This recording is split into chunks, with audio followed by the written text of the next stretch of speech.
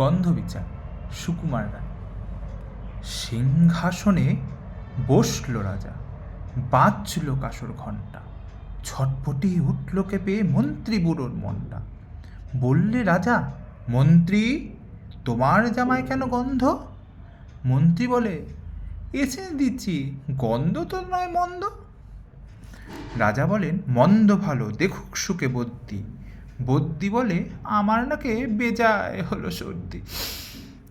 রাজা হাঁকেন, বোলাও তবে রামনারায়ণ পাত্র। পাত্র বলে, নস্যি দিলাম এক্ষুনি এই মাত্র। নস্যি দিয়ে বন্ধ যে না, গন্ধ কোথায় ঢুকবে? রাজা বলেন, কোটাল তবে এগিয়ে এসো শুকবে।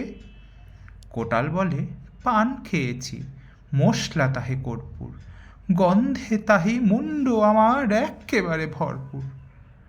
রাজা বলেন, আসুক তবে শের পালোয়ান ভীম সিং। ভীম বলে, আজ করছে আমার সমস্ত গা ঝিমঝিম, রাত্রে আমার বোখার হল, বলছি হুজুর ঠিক বাত।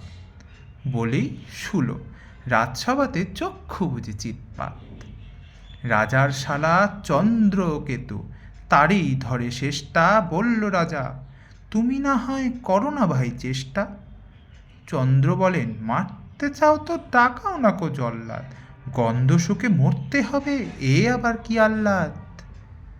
ছিল হাজি বৃদ্ধ নাজির, বয়সটি তার ৯০।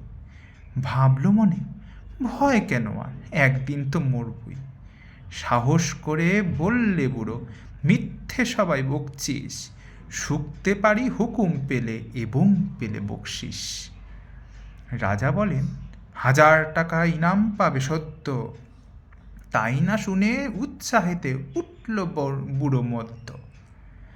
জামার পরে নাক ঠেকিয়ে শুকলো কত গন্ধ, রইল অটল দেখল লোকে বিস্ময়ে বাকপদ্ম। রাজ্য হলো জয় জয়কার, বাজল কাসর ডক্কা, বাপরে কি তেজ বুড়োর হাড়ে, পায় না সে যে অক্কা। নমস্কার।